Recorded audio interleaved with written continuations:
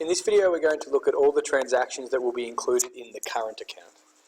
The current account is recording transactions with overseas countries, so it's always to do with an overseas country, where there is no future obligation. The transaction happens and that's it. You don't need to know the other party involved. Your relationship with them can end, you don't owe them any money, they don't owe you any money, you're done.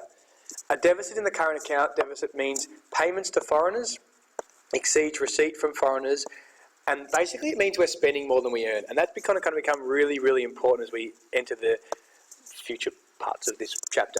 A current account deficit means that the country is spending more than they're earning, and therefore is likely to lead to them going into more debt.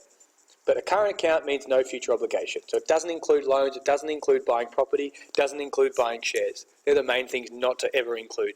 Also, don't include the payment of loans. So when we pay our loans back, they are also not included in the current account. Don't include them. This is basically the structure of the current account. It's got 4 sections. This one we're going to refer to as balance of merchandise trade, net services. Together, balance of merchandise trade and net services represent the balance of trade. Okay? Balance of trade is basically a fancy word for saying the difference in the value of our exports and the difference in the value of our imports. So how much the value of exports exceeds imports, or the value of imports exceeds exports, for all goods and services. We've got net income. We'll generally refer to that as net primary income. This is a bit of an old graph. And net secondary income. Okay? So basically within each of the 4 sub-accounts, we record all the debits and credits within that particular sub-account. Okay? Balance of merchandise trade. In this section, we record the value, so all the money coming into Australia and all the money coming out of Australia for exports of merchandise, goods and services. Basically what I mean by merchandise goods is just basically goods, things you can touch. So a credit would be whenever we sell goods overseas. So if we were to sell wool or minerals or manufactured items to China or Japan or the US, that would be a credit because we're going to receive the money. Don't worry about which way the goods are going, worry about which way the money is going. Credits mean we're getting the money. Debits, oil, electronic equipment, machinery, petrol, cars, all the things we're buying from overseas that you can touch. Physical things are included within the balance of merchandise trade. You will refer to this balance of merchandise trade when you talk about a lot of different things. So for example, I might ask you how the Australian dollar will impact external stability. And you would say, well, the balance of merchandise trade might suffer because we would export less, because foreign currency has less purchasing power. I can't remember what I said. A dollar was appreciating. I'm talking about the dollar appreciating here, going up. So we would export less because our other countries are less likely to buy our exports, and we would import more because they are cheaper. That would be how that would affect the balance of merchandise trade. This account in Australia, if you look in your textbooks, can go up and down. Sometimes it's quite high, sometimes it's got quite a high surplus, sometimes it's got a big deficit. During the mining boom, when we were getting a really, really high price for our minerals, this account had a large surplus. So we were getting $150 a tonne for our iron ore, lots more credits coming in. Even though we were selling a similar quantity, the price was much higher. Second account, net services. Net services records the importing even and exporting of services.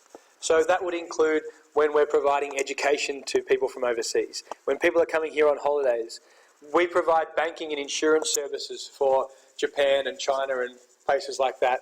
And the idea of the free trade agreement would be to increase those credits in that account because it makes it easier for our industries to provide those services.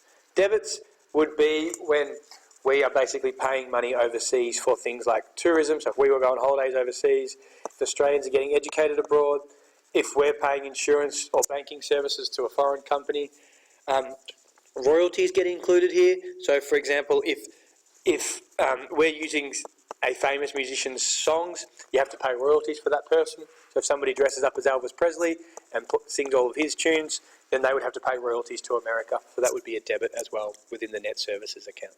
Again, all current transactions, all no future obligation. The value of the balance of merchandise trade and net services combine and form the balance of trade. You will often refer to the balance of trade later in this chapter. So it's clear, have a clear distinction of what that means. It's all the money coming in and out for exports of goods and services. It's also called the balance of goods and services. Common question, what is the difference between the balance of trade and the terms of trade? Okay. The balance of trade, we're talking about total value. We're talking about price times quantity of exports and imports. The terms of trade is just the average prices of exports and imports.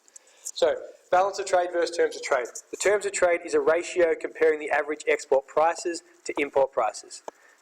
It does not tell us anything about the quantity sold or the total value of exports and imports. The balance of trade just measures, the terms of trade just measures prices. The balance of trade measures the total value of goods and services coming in and out of Australia.